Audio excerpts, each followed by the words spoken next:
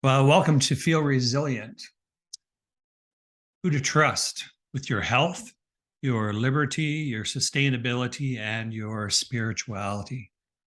It's my real pleasure to introduce you to my friend Teresa McCloy of the Real Life Process. Teresa is going to help us to understand first of all, what matters, and then to do what matters. And there's something that maybe like you've struggled like I have. And that is, first of all, to know what matters and then to focus deep into doing what matters. And I don't think it's possible to feel resilient, right? Really, a deep down resilience that you can move forward regardless of the storms of your life, unless you have a deep understanding of knowing what matters and then to focus on those things, doing those things that matter. So I certainly hope you enjoy our discussions on Feel Resilient. Talked a little bit about the tool of the Enneagram. I think we've mentioned in a couple of calls that we've done previously. It's a personality tool that I also use with my clients. And you have taken that in previous times that we've worked together. The Enneagram type 3, which is what you and I both are, sits in this heart space. But one of the things that the Enneagram 3 struggles with is I'm not enough. So when they're kind of playing that tape in their head of I'm not enough, as a 3, we are very good at having a chameleon-like quality to us that can present kind of a falseness or a dishonesty that says, nah, I'm enough. I can fake my way through this. I can show up, but underneath there's an inner rumble, right? That's going on with us in our younger 20s and 30s. And we have a few years on us now that we remember of going, I wasn't always honest about how I was showing up, whether that's in marriage, whether that's in friendship, whether that's in business or whatever. I was kind of like, maybe stretching the truth a little bit of I knew more than I really did, or that's just part of how we got by. Every type on the Enneagram has their coping behaviors, how they get by, right? And we did it through kind of a little bit of falseness. And now as we've gotten wiser, gotten older, understand that we don't have to do that. I do believe, because I have a need for the same thing. And I do believe that because we know it so well, we can see it in others when they're not, right? It's like we can call it out like, oh, I know what you're struggling with. I've been there. I've been there too. Sometimes I still struggle with it. I'm like, it's just part of the DNA and wiring of my personality and my ego system, my ego structure. It serves me well. It serves you well. It makes us good leaders, but it also is the thing we have to check all the time in our gut to say, am I showing up truthful? Am I saying the right thing?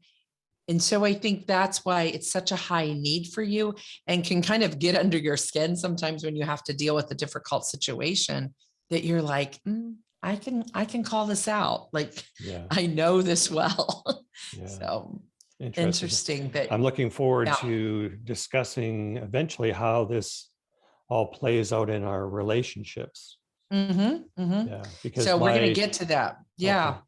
So we've identified these needs. I won't spend any more time kind of talking through them, but what we've got is I want to hit on one more because you have a need for accomplishment, but we didn't break it down into like the exact needs. So I'm going to give you these words. Okay. See what resonates with you. Under this category, there is achieve, fulfill, finish, and realize. So when you think about accomplishment, which of those resonates? So achieve. Yeah. So again, that plays into your Enneagram type 3 personality that you have a need to achieve. Again, sometimes these needs we can feel a little bit of shame around going, well, I shouldn't be so driven. I shouldn't have that need to achieve. I shouldn't, but yet that is how you were wired and designed.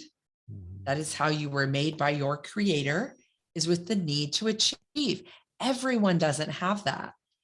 What I love about this discovery of needs and then beginning to realize where they show up is we don't have to share shame. We don't have to hold shame about our drivenness. Like, it's like we're giving permission to ourselves to go, no, this is how I'm uniquely made. And as long as I realize that I have a need for this and I don't abuse it, I don't overgo, but I know that it's a need and I recognize and I'm grateful when that need to accomplish something is met. So for you, that might show up in, how do I celebrate? Instead of just keeping driving, like, okay, another thing. How do I take a pause and celebrate when God has met my need and I have achieved something? What are ways you like to celebrate achievement?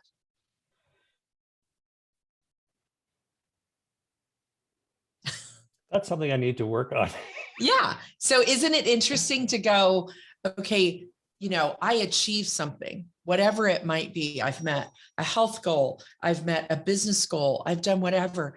And instead of stopping, pausing in the moment and going, wow, I want to be grateful. I want to be thankful. This need has been met in me. I can feel it in my body. I can feel it in my emotion. I can recognize it on paper if it's a financial goal or a health goal or whatever.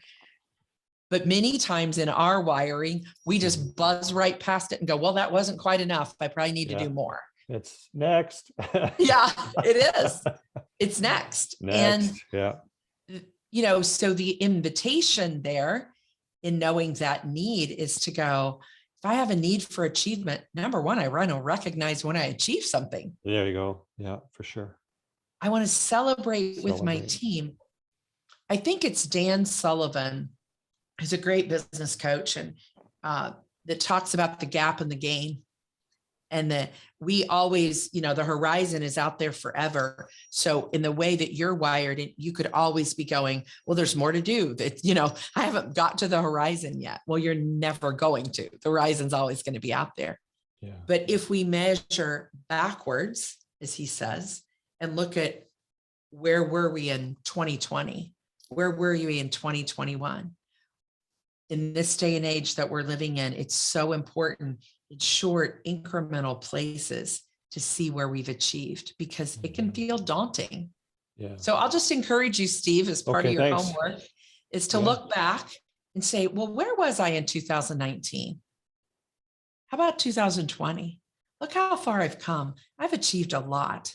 I've had a lot of my needs met, and I want to be grateful for that. And I want to give thanks and not just look to the horizon of like, well, I haven't got to there yet. So, right on. So that's kind of putting it into practical application of. Well, I hope you've enjoyed my discussion with Teresa McCloy from the Real Life Process, helping you understand what really matters, and then, of course, doing what matters. And I personally don't think that you can move forward effectively and really feeling resilient unless you know what matters to you, and then you focus on doing what matters to you. So again, trust that you've enjoyed that conversation and look forward to you seeing many more of these conversations going forward as we build out for you under the umbrella of Feel Resilient, this idea of really understanding and doing what matters. See you on the next video.